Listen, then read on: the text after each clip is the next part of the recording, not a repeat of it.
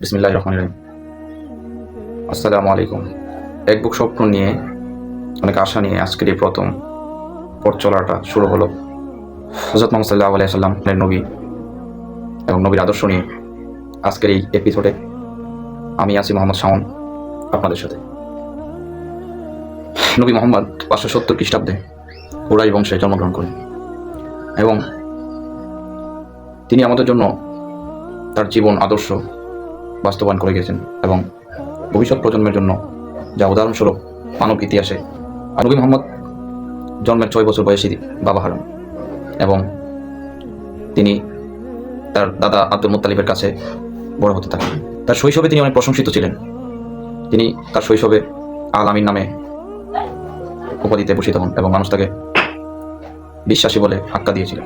মহানবী হযরত মুহাম্মদ সাল্লাল্লাহু আলাইহি সাল্লামের শৈশবকালে তিনি সিরিয়ার চাচার সাথে ভ্রমণকালে বুহাইরা নামক এক পাদ্রীর সাথে দেখা হয় এবং পাদ্রী তখন তার চাচাকে হযরত মুহাম্মদ সাল্লাল্লাহু আলাইহি ওয়াসাল্লাম যে ভবিষ্যৎ নবী হবেন এবং শেষ নবী হবেন সেই সম্পর্কে ভবিষ্যৎ বাণী করে রাখেন।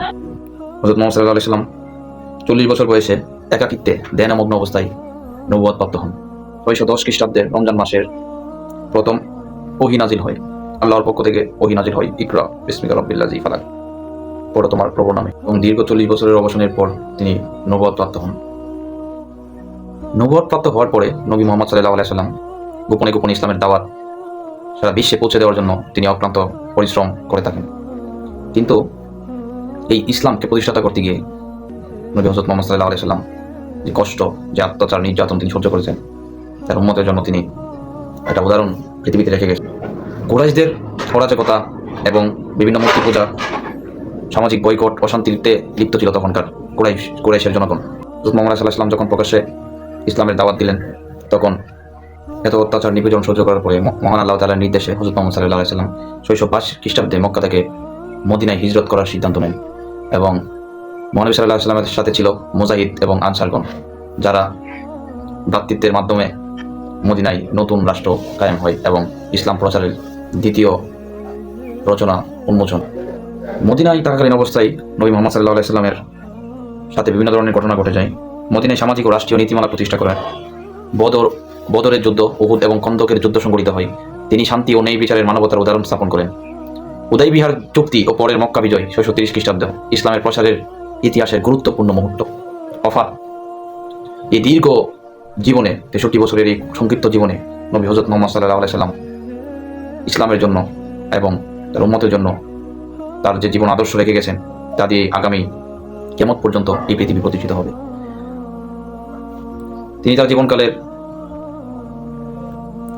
সত্য, ধৈর্য, নৈতিকতা আর ন্যায় বিচারের প্রতিষ্ঠা করে গিয়েছেন, যা আল্লাহ তাআলার মাধ্যমে আল্লাহ তাআলার বাণীকে তিনি পুরো বিশ্বে ছড়িয়ে দেওয়ার আপ্রাণ চেষ্টা করেছেন এবং সমগ্র মুসলিম উম্মাকে একটি সঠিক পথ প্রদর্শন করে আমাদের জন্য এক উজ্জ্বল দৃষ্টান্ত স্থাপন করে গিয়েছেন।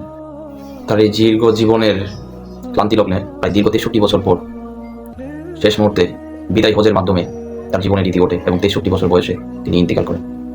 তিনি মৃত্যুর পূর্বে এই সমগ্র জাতির জন্য, সমগ্র বিশ্বের জন্য এক মানবতার, নৈতিকতার, সত্যের পথ উন্মোচন করে রেখে গেছেন এবং সর্বশেষ এবং আল্লাহর মনোনীত ধর্ম ইসলামকে তিনি একটি শান্তির ধর্ম হিসেবে প্রতিষ্ঠা করে গেছেন, যা এখন পর্যন্ত সমুন্নত আছে। এবং আল কোরআন মুসলমানদের জন্য রেখে গিয়েছেন এবং শুধু মুসলমানদের জন্য নয়, আল কোরআন বিশ্বের প্রতিটি মানুষের জন্য একটি উদাহরণ, তার জীবন পরিচালনার জন্য এবং সত্য রবকে চেনার জন্য হযরত মুহাম্মদ সাল্লাল্লাহু আলাইহি ওয়াসাল্লাম মুসলমান এবং ইসলামকে প্রতিষ্ঠার জন্য জীবনের প্রতিটা মুহূর্ত তিনি ব্যয় করেছেন।